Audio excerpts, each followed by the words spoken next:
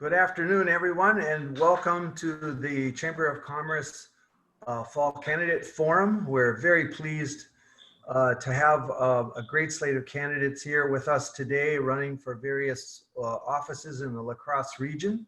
And we're looking forward to a great conversation with them and with you.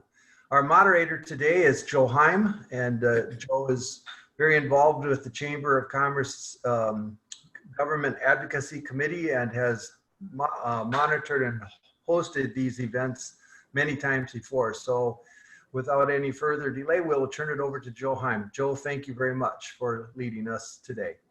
Thank you, Joe. And I'd like to welcome the candidates for the 32nd State Senate District, the 94th Assembly District, the 95th Assembly District, 96th Assembly District. I'll introduce those in a few seconds. I'd like to go over the format today so everybody's aware of it. Each candidate will get 2 minutes for an opening statement. It'll be followed by questions and answers from both the audience, most of which have been submitted earlier, and I think there may be a possibility of doing them online as well through Zoom or the Q&A or the chat system. Not sure how many we're going to get through. Each candidate will have 1 minute to respond to the questions. I'm going to rotate the questions to each by district so that we won't ask one question and all 9 candidates answer it. Well, just two or three candidates will be answering one particular question. If we have time at the end, I've got one last question that I received from somebody that would be considered a softball question. We'll see. At the very end, if we also have time, there'll be 1 minute for conclusions from each candidate. So without further ado, I'd like to introduce the candidates to you. From the State Senate District 32nd, former State Senator Dan Kapanke, Republican from Campbell. I'd say French Island. Brad Paff is, wait, is Brad on here? Oh, there he is. Hi, Brad. Sorry. From Onalaska, from the 94th Assembly District. Steve Doyle from Onalaska, the Democrat. Kevin Hoyer, the Republican from West Salem. Independent Leroy Brown, I believe he's also from West Salem. 95th candidates, Jill Billings, Democrat, the incumbent. Jerome Gunderson, Republican, also both from La Crosse.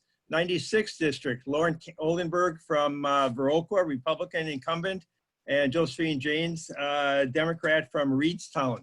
So with all that, we're going to get to the first question. Oh, I'm sorry, the introduction. We'll start off with Dan Kapanke from the 32nd Senate District.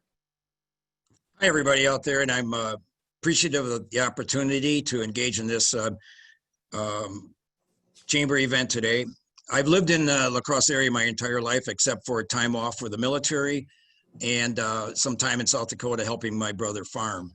I've served on various boards here in the La Crosse area, including the Convention and Visitors Bureau, LADCO, North La Crosse Business Association, and I've been a longtime member of the chamber. My wife and I own a business in town, the La Crosse Loggers, and in that capacity, we employ upwards of 100 people every year. And for many of these people, it's their first job. They're 15 or 16 years old, and we teach them to show up on time and to work. And it's very rewarding for us and for them. I'm running because I have a deep-seated love for this community. And I don't need to be a state senator to show that love. It's not about me. It's about the people in this district. And that's why I'm running. It's for this great people in the 32nd. I've worked in the 32nd my entire life, except again for a little bit of time in South Dakota and in the military.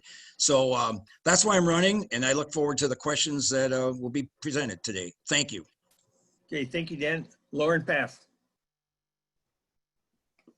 Well, good afternoon, everyone. My name's Brad Paff. And I'm sorry. running for the Wisconsin State Senate, and I want to thank you for your work. I am a pro-growth candidate.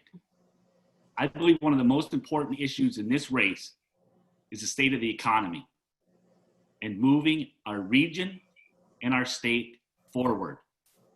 I want to work with you to create jobs. I want to work with you to make sure that we grow our tax base. I want to work with you to make sure that we have high quality workforce, job training, skilled training for our workers. I want to work with you to be able to recruit new employees to our workplace. I want to be able to work with you to continue to make the Cooley region in western Wisconsin a beautiful, wonderful, diverse, prosperous, growing place for people to live, to work, and to raise their family. Over the last few months, I have traveled this district relentlessly, tirelessly. I've met with countless small business owners.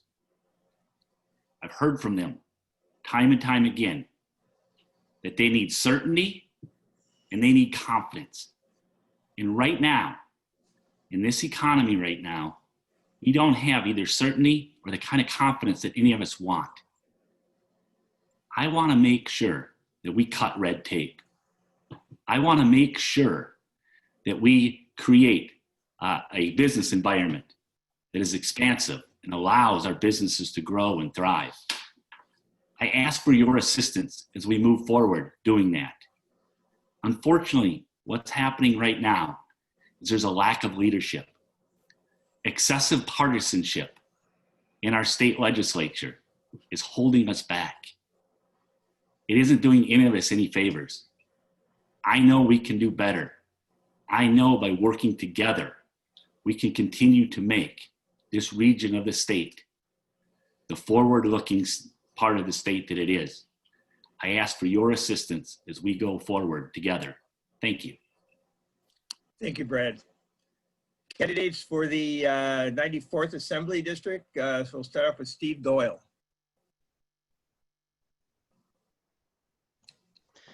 Thanks, Joe, and thanks everybody for joining us today. I've been involved in politics for about 30 years, and I have to say that I have never seen our state so divided or our country so divided and so polarized as it is now.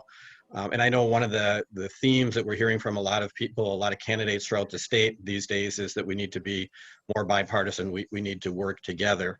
And I certainly agree with that. And I have to say, I'm not new to the table on that particular issue. In fact, if you look at my entire career, my job has been about bringing people together. In my role as a lawyer, I do a lot of mediation, bring people into my office, and we sort out their differences and make it a win-win type of a resolution. In my role as county board chair before I got elected to the state assembly, we called that collaboration. So we would get our surrounding counties together to work out issues. We would work together with our cities, villages, and towns to resolve things. In the state legislature, we call it bipartisanship. And recently, the State Legislative Reference Bureau did a study, and they determined, looking at the voting records from the state assembly members for this last session, that I was #1 in terms of working together across the aisle. That's something that I'm very proud of. And I want to give one quick example of how I have done that as it relates to the business community. The West Salem Business Park was non-existent prior to my becoming county board chair, when I got a phone call from Carl Brickle of Brickle Brothers and Select Trusses saying, can you work together to create something up in West Salem so that we can stay here in our community? I was able to do that working with the Cross Area Development Corporation, Xcel Energy, CenturyLink, the Village of West Salem, and the private sector in general to create what's now over 200 jobs. Working together is what it really is all about, and that's what I've done throughout my entire career. It's what I've done recently, and that's what I intend to continue to do. Thank you, Steve. Second candidate from the Assembly 94th District is Kevin Hoyer, Republican. Kevin? Well, thanks, Joe. Yeah, my name is Kevin Hoyer. I am running for 94th Assembly District. I was raised on a dairy farm north of West Salem, where I still continue to farm today with my wife. I currently do serve both on our county board and our township board, been there for a number of years.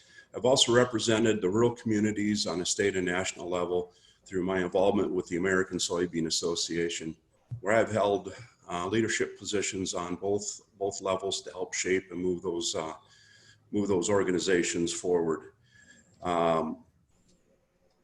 During my time there, I also participated in many international trade missions, so I could see how things worked around the world and the policy inner workings that I have been part of since 2003.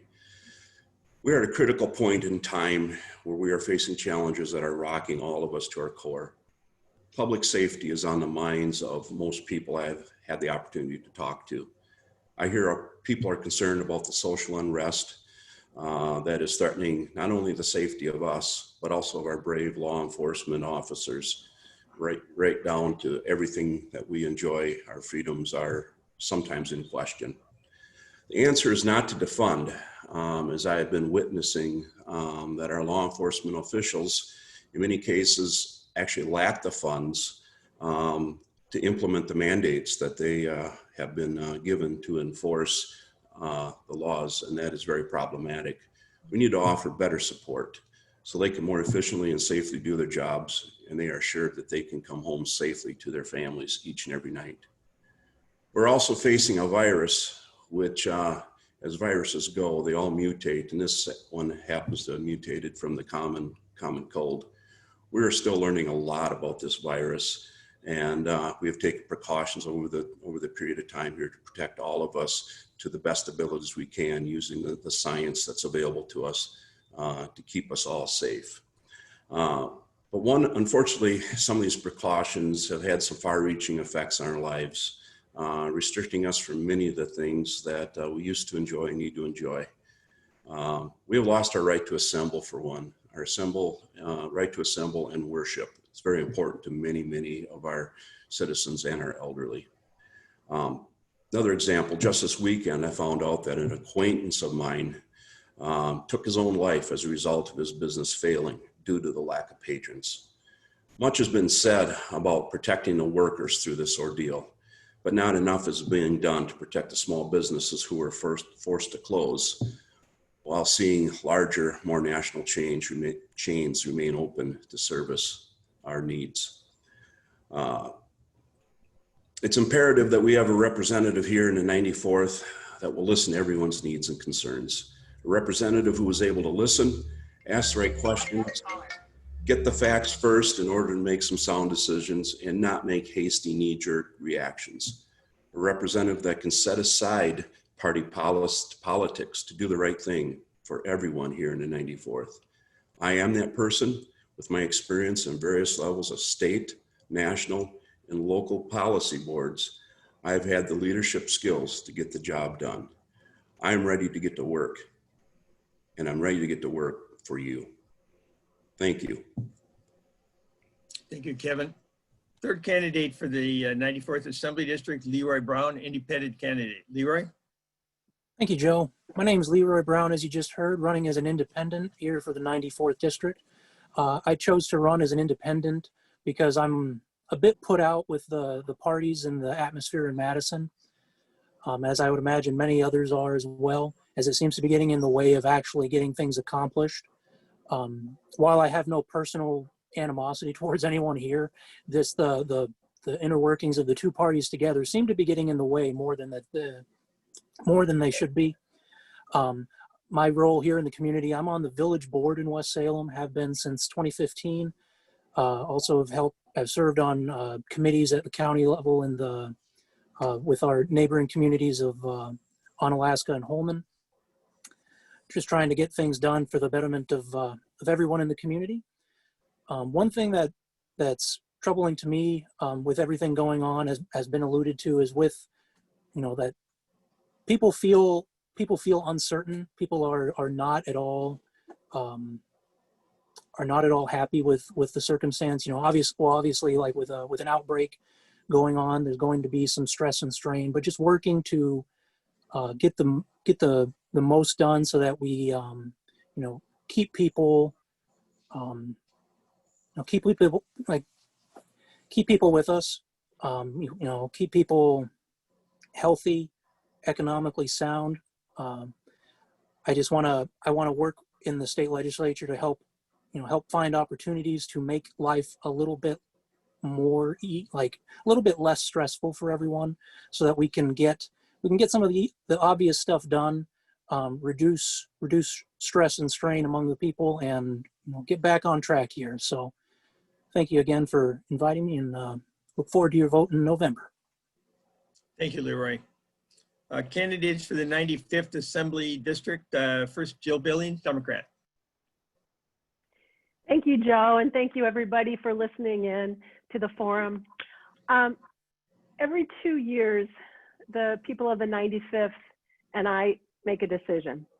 And I decide whether I want to run for this job again, and the people of the 95th decide whether or not they want me. I'll say this time it was a very easy decision to make. I think that we're in times that are the most trying that I've seen in my life. And I have the experience, the temperament, and the work ethic to bring us through these times.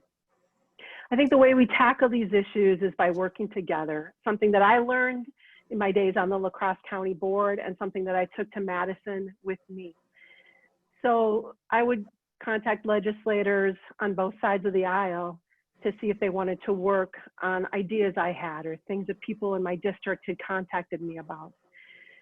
Once Governor Evers got elected, I even had more Republicans coming to my door asking me to work with them on issues, which was smart because I think in the Capitol, my office has a really good reputation for working hard, doing our research on issues, and we help create better bills that move forth. And that's something I believe. Every time you have everybody at the table working together, you have a better final project.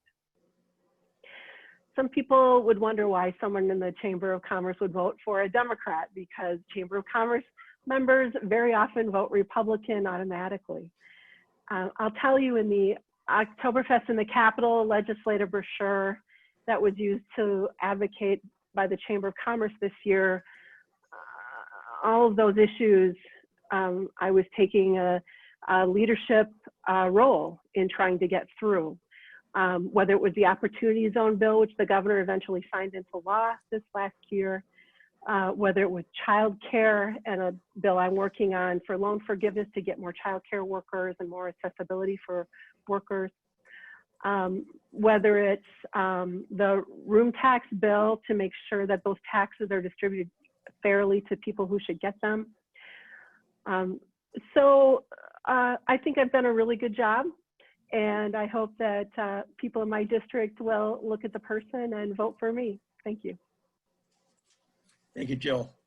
Second candidate for the 95th Assembly is Jerome Gunderson. Jerome? Thank you, Joe. My name is Jerome Gunderson, and people know me as a very positive and enthusiastic person.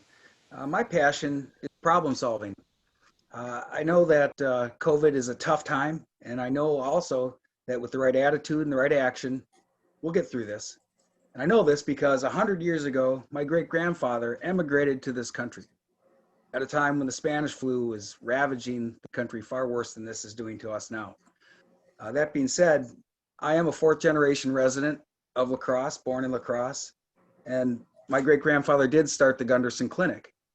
Our family has a very intimate and from the unique historical perspective we have of medicine, I will use my knowledge and my resources to make that a primary issue in Madison, to find healthcare solutions for the people in La Crosse and the people across the state. I don't have all the answers, but I have the resources. My brother's the current president of the State Medical Society. Another brother is active on the Dental Association.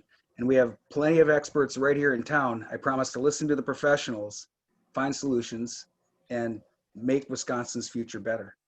Now, I'm a builder. I have been for 35 years. You learn to do things on time. You learn to do things under budget. And that's a good philosophy to take to Madison.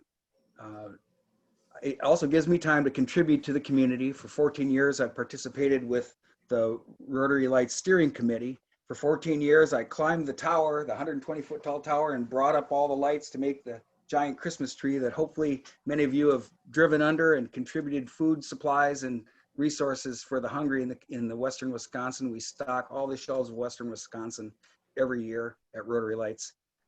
The Rotary Works organization does a tremendous job locally, and I've been very pleased to be able to work with them in the last year, providing for the community the Riverside Park Band Shell. This is a project that I took on, knowing the architect and knowing the Rotary Works Foundation itself. They raised $1 million of private funds and contributed this to the La Crosse area. It's a fantastic project. I'm very proud to be part of it. And this sort of community-based activity. We can't thank the people in the La Crosse area enough. And I want to take this attitude toward Madison. I take a project-oriented skills set to Madison, and I want to work for the people of La Crosse. I listen to everyone. I get along with almost everyone. And I look forward to representing La Crosse and French Island in Madison. Thank you very much. Thanks, Jerome. Now for the 9 candidates for the 96th Assembly District, which covers Vernon, Crawford, and parts of Monroe. Lauren Oldenburg. Thank you, Joe, and also thank you, the Chamber, for putting this forum on and also inviting me for the last 2 years up there to come in and talk about what's going on in Madison at your Chamber meetings. A little bit about my past history. I'm a 4th generation dairy farmer. No longer milk cows after I got elected the first time here. I sold the cows, but I still operate the farm. So little past work in the politics before I got in for the state assembly, as I was on the town board for 4 years down in my local township as a supervisor and also town chairman. I've taken that history to Madison, really came in really good, my history with that, because I worked with Town of Forest, with Department of Revenue issues. I worked with FEMA issues that they're not getting paid for flood damages and stuff. So I understand the ins and outs of local government, the challenges that local government is, and I truly believe that town boards, county boards, city councils, they are the most vital part of politics and part of government, and I'm here to support them, what I can do in Madison. Also, I was on Chaseburg Senex board for 19 years, past president. Learn how to, on a service co-op like that, and learn what it takes to be there for members, what their needs is, and help provide that. Also, I was on the Westby Creamery board for 14 years, president of that board. That's a processing plant. Understand what it takes to work with margins, small margins, you know, and also make profits, dealing with in and outs of businesses. Very vital information and knowledge that you have to take down to Madison to help in these situations.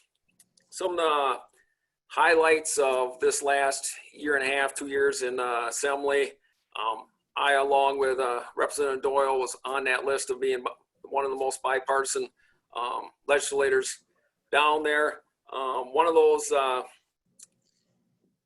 that came into play was the youth processing grant bill. That was put forward by the governor in the state address. I took that bill because the governor cannot, you know, present bills to the legislature. So I took that bill, went through the process of co-sponsorships, went through the hearings, and on the floor that when we voted for that processing grant bill, Representative Constantine, which is from the other side of the aisle, actually praised me for making this bill better because I offered an amendment to emphasize for small processing grants. So also, I was part of the state budget that put $44 million in broadband for this biennial, which is definitely needed. Even more money going forward because with everyone doing virtual, everyone working from home, and also schools possibly virtual, we definitely need broadband expansion, access to broadband. So I'm definitely looking forward to championing that. And also I championed youth apprenticeship through the assembly process and actually got it in the budget, a $5 million appropriation. And very happy with that and very proud of that because that emphasizes trades, skills that young people in high school needs and possibly get them in the workforce sooner. So thank you and thanks. Thank you, Lauren. And the Democratic candidate for the 96th Assembly, Josephine James. Josephine? Hi, I'm Josephine James, and I'm a candidate for the 96th Assembly District. I want to thank the Chamber for hosting this event and for inviting me. I'm extremely grateful for the work that these local chambers do to promote and advocate for our local businesses and the economy in our communities. You know, it's these local organizations that truly know and understand their communities, who recognize issues and come up with innovative ways to build up businesses and, in turn, positively affect the economy of our entire district. In my district, we have many small business owners and manufacturers who are active in their local chambers. And not only do they do a tremendous job in promoting local businesses, They're helpful in attracting both tourists and potential new residents. You know, COVID has put an enormous strain on our economy, and many businesses are struggling to survive. I look forward to working with organizations like the Chamber of Commerce to help our local businesses not only survive, but thrive after COVID. Addressing issues such as the lack of housing and daycare, recalculating our rural school funding, and ensuring clean water and bringing broadband to every resident in the district are essential to helping our small cities and villages to survive. Focusing on these issues will help to create a robust economy that will allow our local businesses and manufacturers to have the workforce necessary to grow, as well as help to make our district a place for my generation to come back to after getting a college degree or a trade. I've seen my peers go off to further their education and then they only return to visit. I will work hard to protect our most precious resource, our own young people, and help to create an environment where they can see themselves settling and raising their own families in order to ensure our communities thrive for generations to come. I'm looking forward to going to Madison and representing my people in the 96th. Thank you. Thank you, Josephine. Now go to questions that were submitted prior to the event today. And these are going to go to the state Senate candidates. First, we'll go to Dan Kapanke and then second to Brad Paff. The question has to do with COVID. Given the fact that we have had over 1,200 deaths in Wisconsin, what public health measures need to be done or not needed to be taken? In other words, what do you support or not support dealing with COVID in the state of Wisconsin? Dan, would you please go first?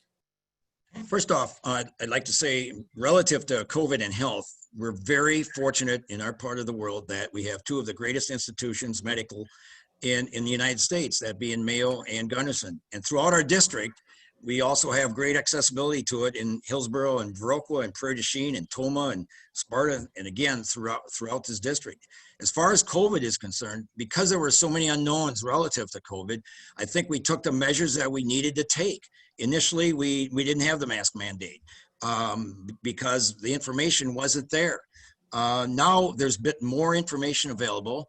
And even with the mask mandate, we're getting people that are coming down with COVID. So, you know, I think that the narrative on COVID is that it's an unknown. We have to continue to do the safety measures, employ the safety measures that we need to. And also, again, we need to deal with it as far as our businesses are concerned. We cannot shut our businesses down again because we've already lost a number of businesses and we're going to lose a lot more if we do this again. So we have to take it seriously. The narrative has to be talking about the symptoms of COVID. They haven't mentioned that. When we have 25 cases or 100 cases, they never mention the symptoms. And if everybody remembers that the country was shut down initially because they didn't want to overrun the medical institutions with patients, and we haven't done that. So we're going to have to live our lives and deal with COVID at the same time in the best safety manner possible. Thank you, Dan. Brad Paff, same question. Well, three simple things. Number one, wash your hands. Number two, socially distance at least 6 feet. And number three, wear a mask. I cannot believe that this has been politicized. This has been politicized. That is wrong. It is sad. We lack leadership. We lack leadership at the national level, and we lack leadership in our state legislature. Our state legislature has been absent. They have not met since March. Since that time, all of us out here have quite frankly tried to do the very best we can. And this, unfortunately, has become politicized. All of us know that that is wrong. I applaud our business community for stepping forward and leading when our legislature has not. I applaud the efforts of small businesses, medium-sized and large businesses that recognize the fact that we need to make sure that we keep this economy going, but we keep our consumers safe. And I am strongly believe that we can do better. We need to do better in our state legislature. And I want to let you know that I am someone that will work with anyone, Republicans, independents, Democrats, in order to make sure that we move this economy forward. But in order to do that, we need leadership. And we don't have leadership right now. That's not taking place, and it's holding us back. It's harming our businesses. It's putting our consumers at risk. And this is unfortunate. And it is really sad that something as simple as a mask has been politicized. And I want to let you know something. I will never politicize your health. Thank you. Thank you, Brad. Second question goes to the candidates for the 94th Assembly. Do you support or oppose the establishment of an independent, nonpartisan body to draw up legislative districts? In other words, the redistricting question. Steve, would you go first? Sure. I absolutely support that. And in fact, I have co-sponsored the bill each session that I have been in the legislature to accomplish just that. But, you know, it's easy to say that you support it, but it's another thing to prove that you support it. And I can give an example of that. When I was first elected county board chair back in the early 2000s, that was right before we had to redistrict our local county board districts. And rather than having county board members get together and draw the lines themselves, what we said was, we're going to have our zoning department do that. And so Ron Roth from the zoning department, who is the master of the maps here in La Crosse County, put together his idea of what it would be for fair districts for La Crosse County. And we adopted those. I mean, that was very simple. We took the decision out of the hands of the people who would be tempted to engage in self-interest, and we put it in the hands of people who would look at it in terms of a fair approach to doing it. Same thing at the state legislature. If we do the Iowa model, for example, to have a commission do it, or some a model that simply takes the politics out of it. You know, you've heard this before. The voters should choose their officials, not the officials choose their voters. And I very much support that. And I have voted in favor, or I've co-sponsored the bills. I'd like to have the chance to vote in favor of that. And I'm going to keep advocating for that. Thank you, Steve. Second is Kevin Hoyer. Kevin?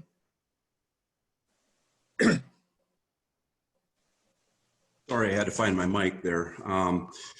Yeah, redistricting has been it's been a topic now for quite a while, and rightfully so. As we look at who our representatives are going to be and where they come from, it's very important that they represent those that are actually electing them. I have looked at district lines over the years, back to my days with the American Soybean Association. We would go in and visit our congressional representatives in Washington, D.C., and looking at various state maps. It was just appalling to see the hodgepodge of tentacles that were in place.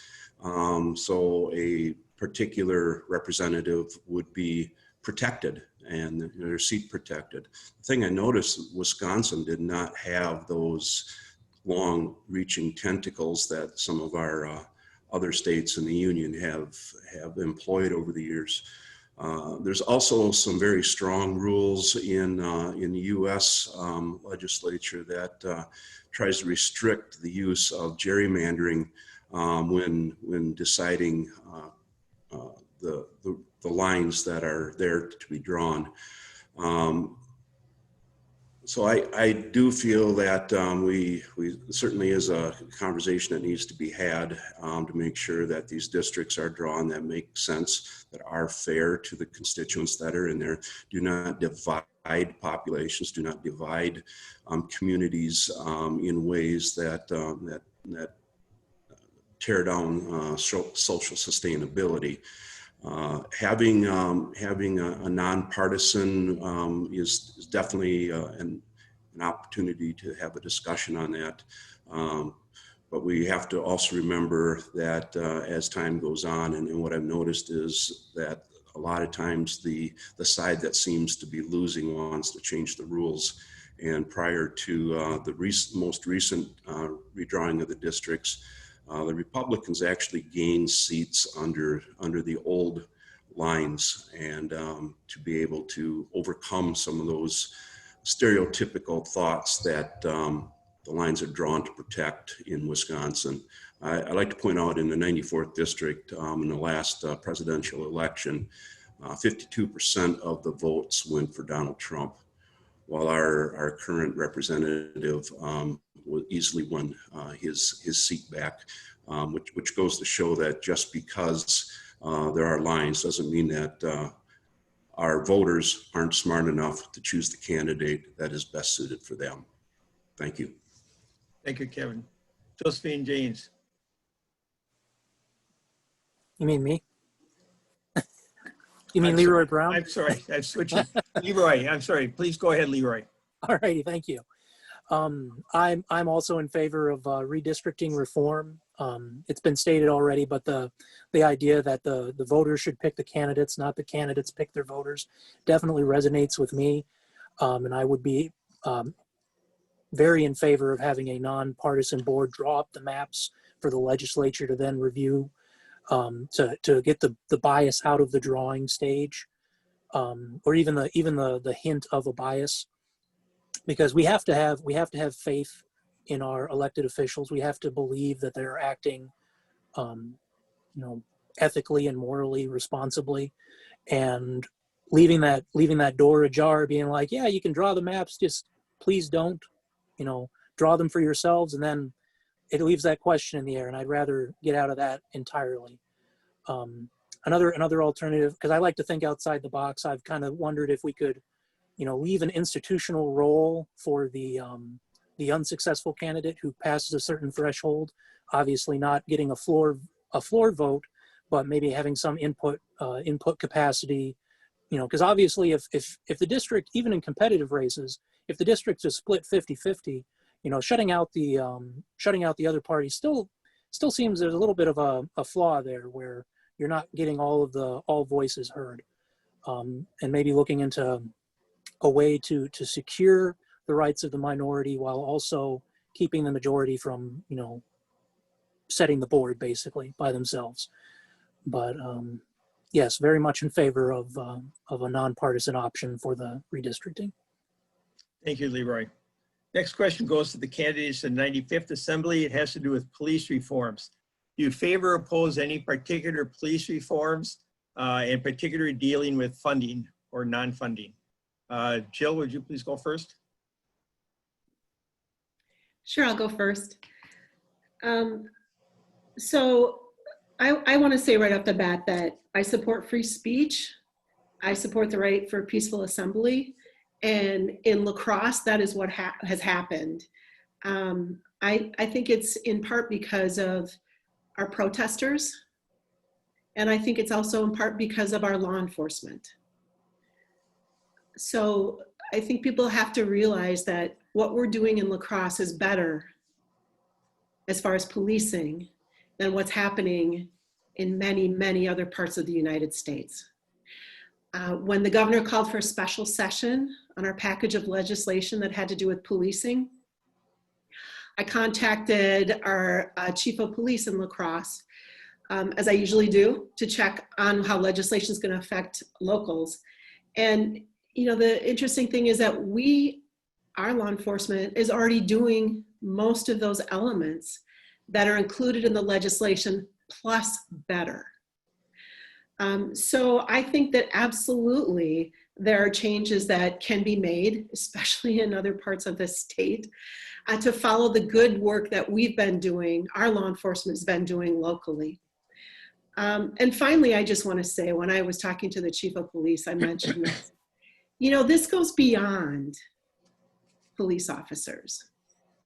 People asking for social justice also has to do with our society as a whole and issues that have been experienced in our society as a whole. And those are things that I've been happy to work on in the State Assembly. Thank you, Jill. Jerome? Perhaps the most basic and most important feeling for citizens in a community is their safety. And I think that throughout the country, the images we see on television has rocked everyone's feeling of security. And it's absolutely incomprehensible why we attack police in this circumstance. Now, granted, there are issues in policing that are being addressed. If you will notice, the person who did actually commit a crime was arrested by police officers, his fellow police officers, when he did commit a crime in Minneapolis. What doesn't make any sense is to tear apart our society and to suggest that we need to defund police or that we need to somehow completely restart a system that is very, very professional. I was very fortunate to be part of a roundtable discussion with 5 county sheriffs and many police chiefs from the region, and they're strained. You know, it affects the way they do their job. They have to go to work every day with the added feeling that they are targeted. And this, everyone needs to take a deep breath. I understand the people that are targeted on a daily basis because of the color of their skin, and that is unacceptable. But I also understand that we are doing a very good job, especially in Western Wisconsin and throughout the state of Wisconsin, really. It's some of the best trained, best professionalism, best prepared police officers and sheriff departments in the country. And we should be proud of our police, and we should all say to each other, let's just take a deep breath and bring this down a level. I'm a little bit concerned when there is talk of systemic racism. I'd like to know exactly what that means with respect to the La Crosse area. I think that La Crosse people, by and large, vast majority, understand that we have to get along as people of any race, creed, color. And I happen to believe that our biggest strength in America is our assimilation of different cultures and different races. I mean, this goes back to the start of immigration. It was the Irish, it was the Italians, it was the Norwegians, it was the Germans, it was whatever race of people came to America. And certainly the worst treated were the people that were brought in the slave trade. So we have to own our history, but we have to work together for the future, and don't take it out on police. It's probably the most thankless job. I can't imagine the pressures of policing, and defunding the police or finding some fault with just micro dissecting the way they do their job isn't the answer. We have to let them work their professional systems and work through this. Thanks, Jerome. Candidates for the 96th Assembly, a question about farming. In recent years, Wisconsin has been losing more than 1 farm per day. What do you recommend, or what would you propose to strengthen farming in the state of Wisconsin? Lauren? Well, good question. Right down my alley, because I'm a farmer and stuff. Yeah, I've watched it. I've witnessed it the last 10 to 15 years. I think we have to support diversifying farming, you know, whatever size it is, either through organics, non-GMO, and even conventional. In ways of kind of doing that is actually, you know, with some grants at local co-op levels, also at the local farming levels.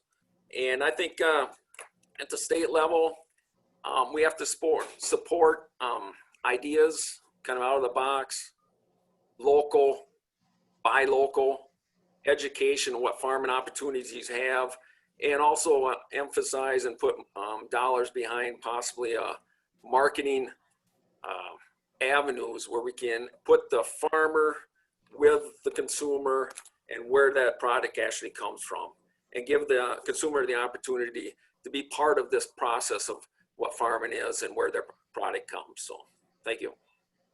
Thank you, Lauren. Josephine?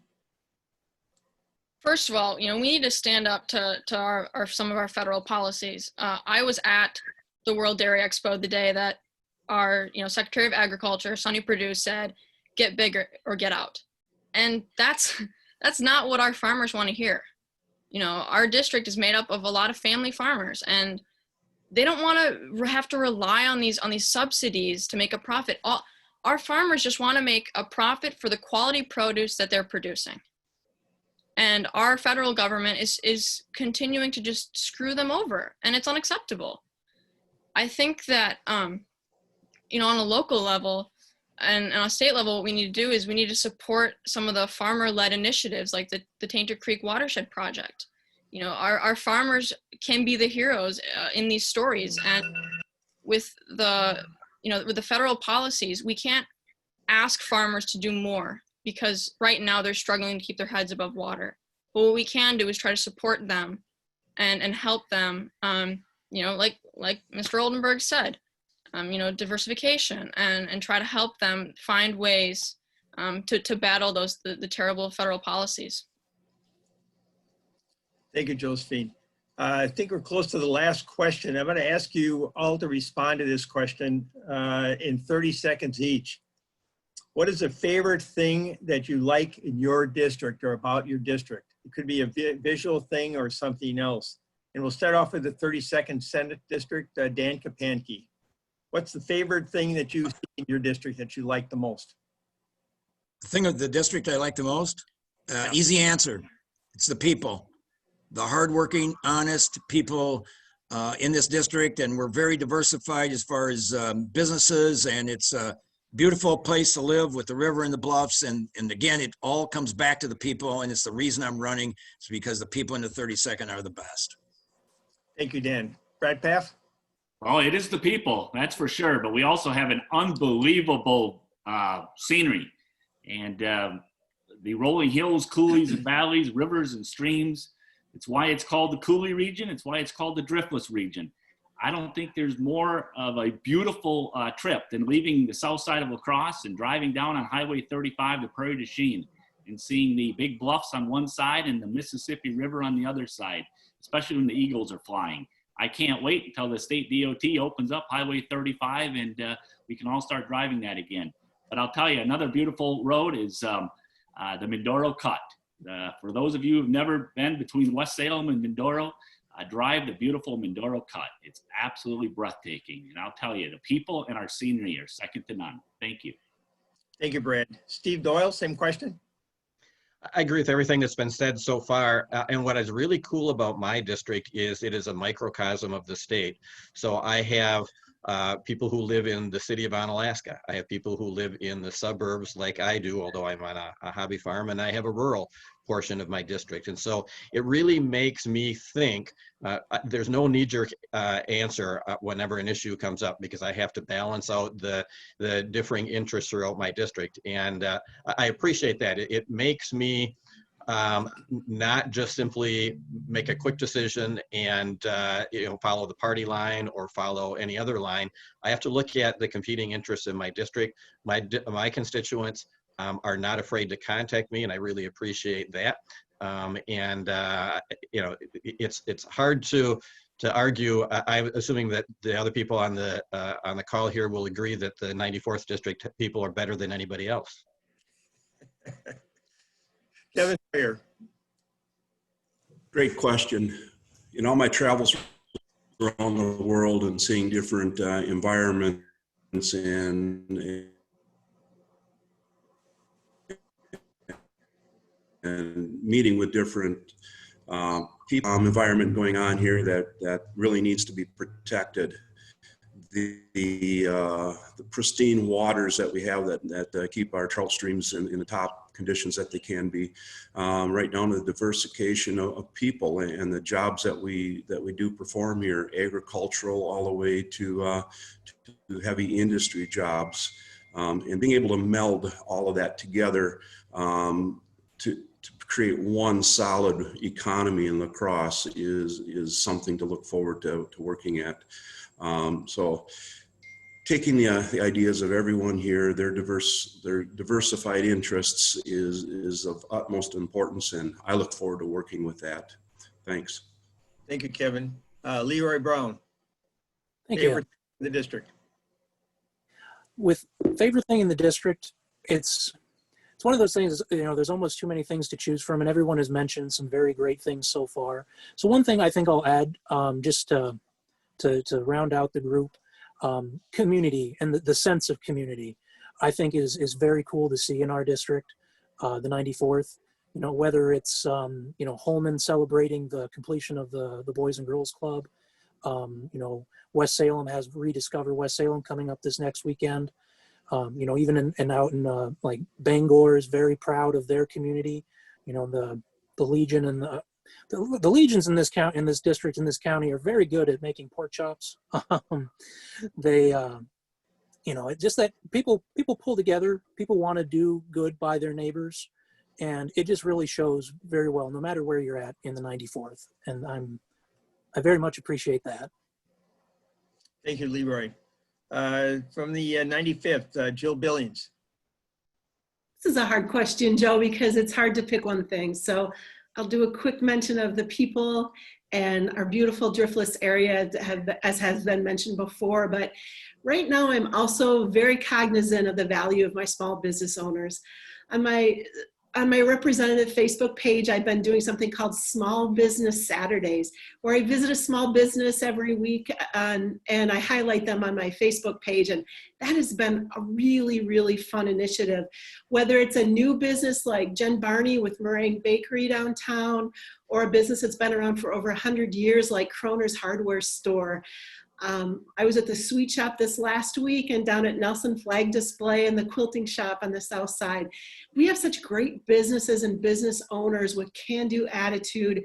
And to talk to the owner of the Sweet Shop on the north side about how they've survived the Great Depression. They've survived World War II, where the neighbors brought the sugar rationing coupons over so they had enough sugar to still make the candy because people wanted the chocolate. It's very heartening and uplifting. So I'm going to mention my small businesses. Thank you, Jill. Jerome.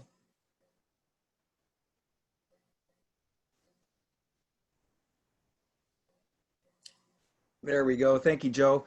Well, I'd like to echo what everyone has said. You know, we all know we're blessed to be in this area.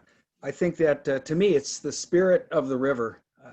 I think the natives that lived here were here for the river. They could transport throughout Wisconsin and really up and down the entire country before it was the United States of America. And then the early settlers came here, obviously, by the river. And first acts of commerce began as a river town and emerged into what it is today through many reinventions of itself. And that's really what La Crosse is. It's a constant reinvention. The people here are steady. I went through the public school systems in La Crosse, and you could have the poorest and wealthiest students working together on projects and in sports. And that is the strength of La Crosse, is that we are of one mind, of one people. We believe in each other, and we work together, and we live together, and we worship together. And it's an idyllic place. It's really unmatched. It's a secret to the rest of the world. I think that this is the most blessed and wonderful place on earth to live. And I'm proud to have the opportunity to represent the people of La Crosse in this. Thanks, Jerome. Yeah. Thank you. 96 candidates, Lauren Oldenburg. And thank you. Definitely the people, the beauty. But I'm going to go a step a little further that really, I think, emphasize the Coulee region is the history and the ability of people to be entrepreneurs, start businesses from little and support little businesses and also support big businesses. I look back to Organic Valley, those 5 or 6 farmers or half a dozen farmers or so that started it were all my neighbors back in 1988. And look at what has grown today, just because initiative and drive of people that want to succeed. So I think it emphasizes the people and ability of this area to support any size of business.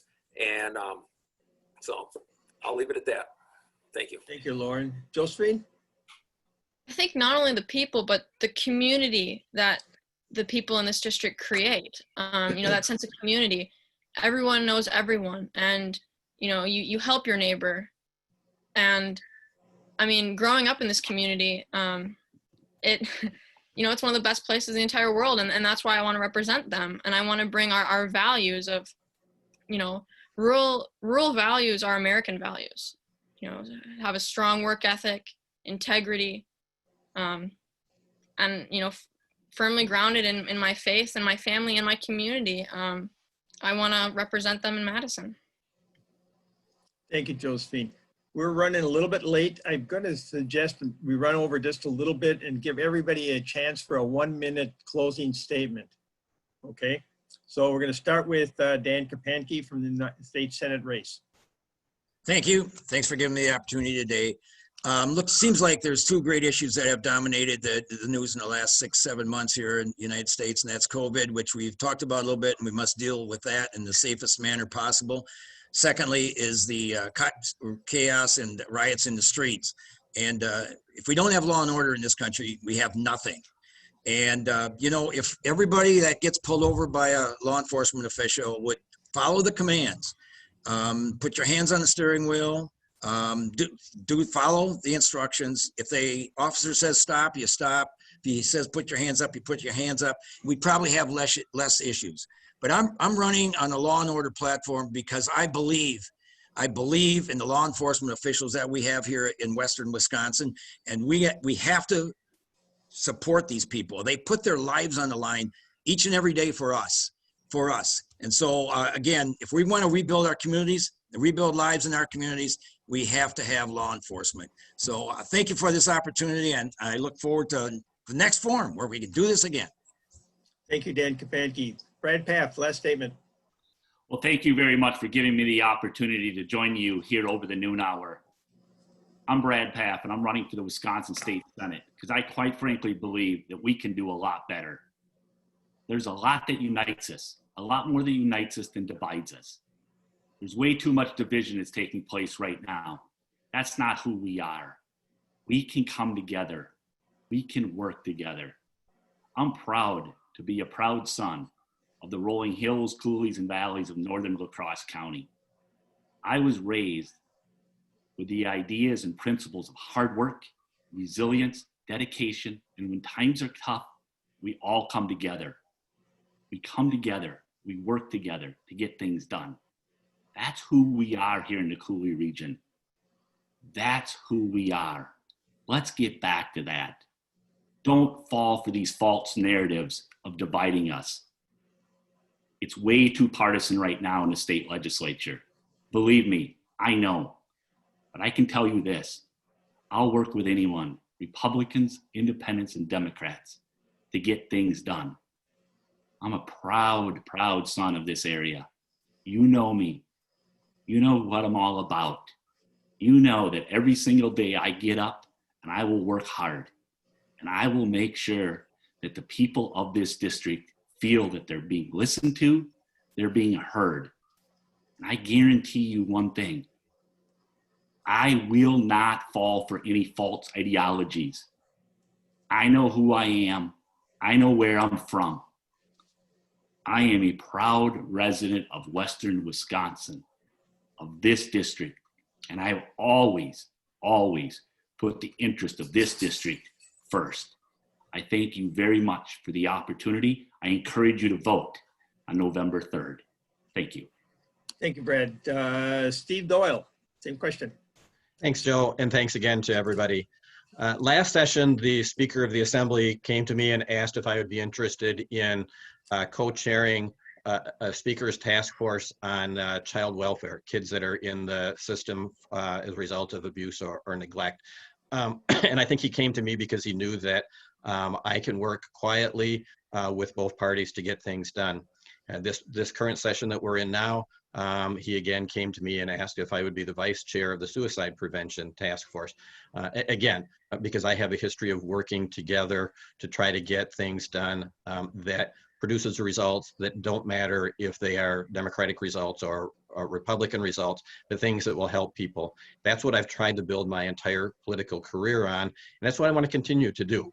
With regard to our small businesses, I was the first elected official in the state, I believe, to put forward a reopening plan for our businesses. It actually came out a few days before the governor introduced his.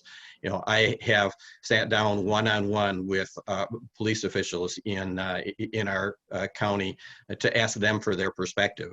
Obviously, my wife is a judge, so we have police communication in our house all the time for a good reason, not for a bad reason. You know, as a former court commissioner and a current attorney, I work with the police on a very regular basis, and we have the finest people in the country working in our police departments here in the Coulee region. I don't know of anybody in my party who is an elected official that says we should defund the police. Rather, what I'm hearing from people, especially in my community, is that we need to work with the police because they are not the bad guys. They are the good guys, and they are looking out for our community, and that's our obligation as elected officials to likewise look out for our community. It's what I've been doing, what I intend to continue to do. Thank you, Steve. Kevin Hoyer, closing statement. Years of growing up on the farm has conditioned me to get up in the morning, get the job done before I went to school. That was a requirement. It has shaped my work ethic moving forward.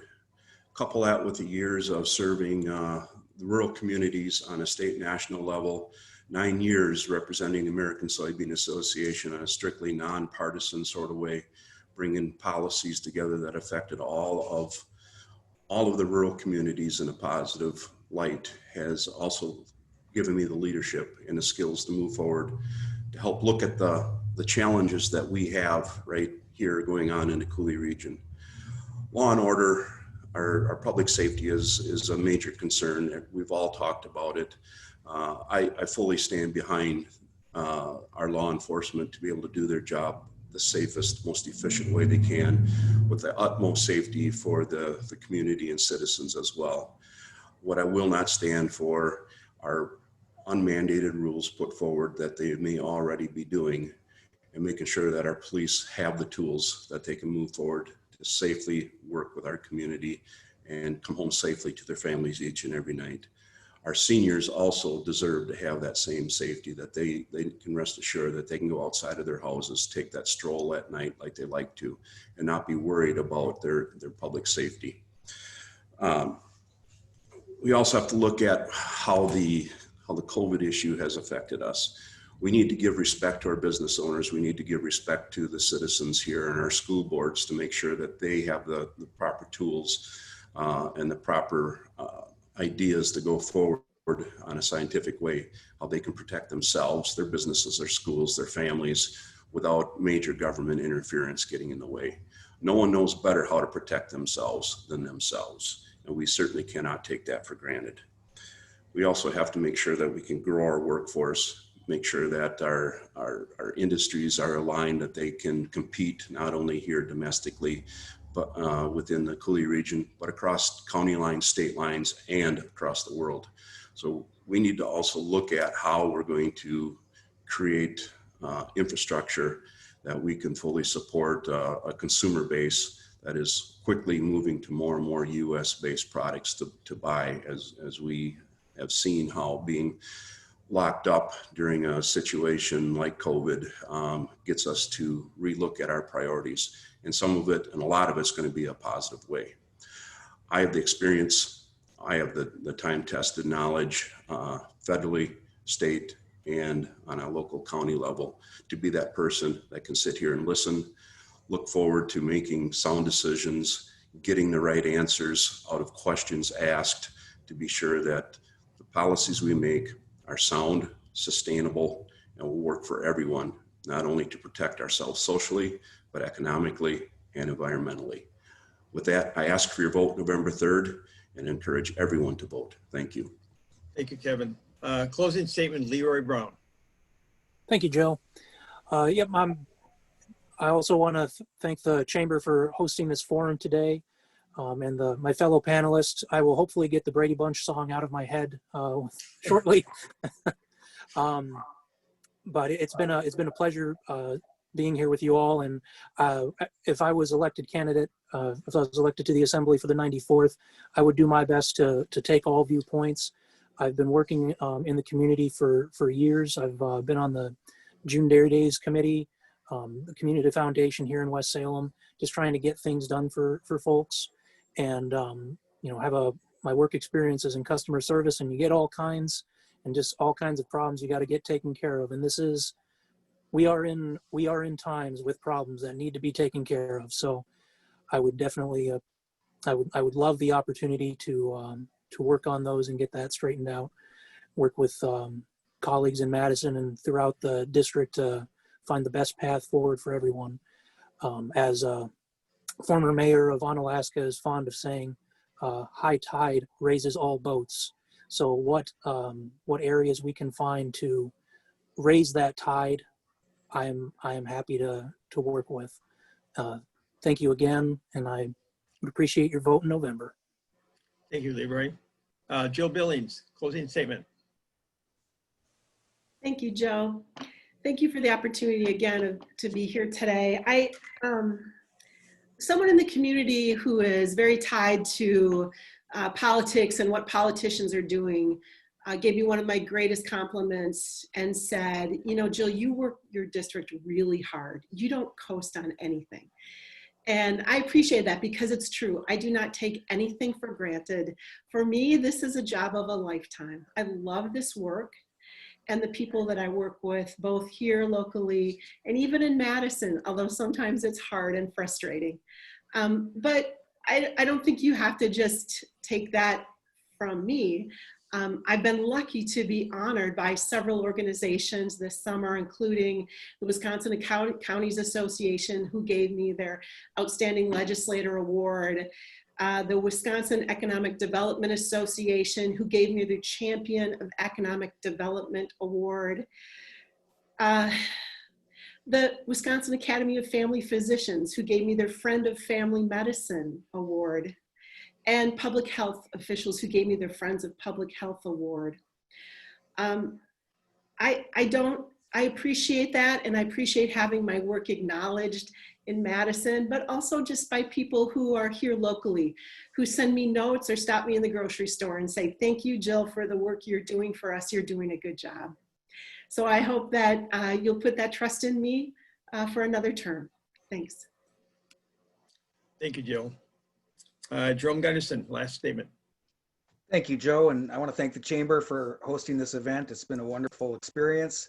And I think the thing government needs work on is something that I'm going to pay attention to a lot. And that's the unintended consequences of decisions that are made in our government process. I think the unintended consequence of locking down communities created such anxiety that mental health issues have gone off the charts, that we've had tremendous domestic abuse problems, we've had drug addiction problems doubling, we've had suicide rates doubling. We have to own the response to the policies we create, and we have to step back and remeasure what our approach is. So I'm really hoping that we can put the politics aside and the decisions that we need to make, because look at the beginning of the COVID mess. You know, oh, you don't need a mask, just wash your hands. And then went from wash your hands to keep 6 feet away. Then, oh, you have to do both of those, and we were wrong about the mask, wear the mask. Then it became all mask. Well, the mask gives a false sense of security. I think the college students have proven that yes, they all wear masks, but then they're all 2 feet away from each other or face to face, passing the COVID around. Keep your distance, wash your hands, wear your mask, wash your hands, touch your car, wash your hands, get out of your car, wash them again. You know, you can't say it enough. That's going to end this. That's going to find a way out of this dilemma now. But the real problem we have is every circumstance is a balance, and we have to be aware not of just who's being helped by what legislation we put forth, but did we spend that wisely? Did we do that, or did it hurt another aspect? And I really feel for the service industries and the restaurants and the restaurant workers. It's a terrible situation. We have to do something soon. We have to find a way to just take a deep breath and not be afraid and move forward and take action and be safe about it. So thank you for this opportunity. Thank you for your vote. I look forward to representing the area in Madison. Thank you. Thank you, Jerome. Now the candidates for the 96th, Lauren Oldenburg. Thank you, Joe, and thank you, Chamber, for putting this forum on and inviting all of us in here. Yeah, I'm looking forward to going back down to Madison, take my experience in the farming and small business world that I live in right now, and continue to take their voice to Madison. Also, my experience in local government. I think that's a vital part of Madison, what we can support them up down there, what we can support them up here for what their needs and wants are for local government, because those are the people who are very important. They touch local people because they are working with their friends, they're working with their colleagues and working for them. So also I want to keep pushing for broadband, especially out in the rural areas. We put $44 million into the last budget. I'm looking forward to continue to expand that so everyone has access to broadband, especially out in the rural area. Very fortunate in Vernon County. I myself have high-speed internet right here in my home, but other parts of my district does not have that opportunity, and we've got to continue to find ways to getting that opportunity to them. Also roads. Roads is a huge issue out here in the county, out in the 96th. We have to continue how to find revenue access, or new revenues to keep these roads in shape and put them back in a point that they are. Some are even not even drivable, I truly believe. But we have to get new revenues into the DOT and also look at how way they are spending their money. Also, we got a budget issue coming up. I mean, we didn't touch that topic today, but I think it's going to be it's going to be on a heightened level come your next budget with this COVID-19 shutdown of the government. Revenue is not going to be there, so there's going to be some tough decisions. In my experience, and working with co-ops and budgets, I'm looking forward to that task and doing what's right for the 96th district. So please get out and vote, either absentee or in person. It's your right and it's in your power. So thank you, and everyone have a good day. Thank you, Lauren. Josephine James, you get the last word. Thank you, Joe, and thank you to the Chamber for inviting me today. I will bring a fresh perspective and new energy to the legislature with a strong desire to build a bright future for our district for many generations to come. Having been raised in a military family, I have witnessed firsthand inspiring examples of dedication, of faith, and active community involvement. And these examples have instilled in me a strong sense of duty and service. I'm lucky to have grown up in this beautiful district. I have experienced countless examples of neighbors reaching across party lines in their everyday lives to find common ground and mutual respect, regardless of party affiliation. Our local church councils, school boards, villages, townships, and city governments, they all work together to find solutions. And I believe it's possible for our state government to move beyond partisan politics to work towards better solutions. Right now, we're facing a defining time in our country and our world at large. We have to act on our strong community values to address the economic damage created by this pandemic, with a strategic focus to boost our small businesses and regrow our economy. At this crucial time, we must have representation that can look beyond party lines and work together to address the needs of our district. Firmly grounded by my family and my faith and my community, I'm at a unique place in my life where I am able to commit 100% of my time and effort to serving this community, and I hope to earn your vote this November. Thank you. Thanks, Josephine. I'd like to, on behalf of the Chamber of Commerce, I'd like to thank all the candidates for participating. I'd like to thank the guests who have been online. I think we had more than 50 people at this event. And also two other things. One is apply for an absentee ballot. You should be getting your application in pretty quickly if you haven't already done so. And last but not least, the next forum is going to be in October. I'm not sure the date yet. Third congressional candidates, Ron Kind and Derek Van Orden. So on behalf of the Chamber, thanks everybody, and good afternoon.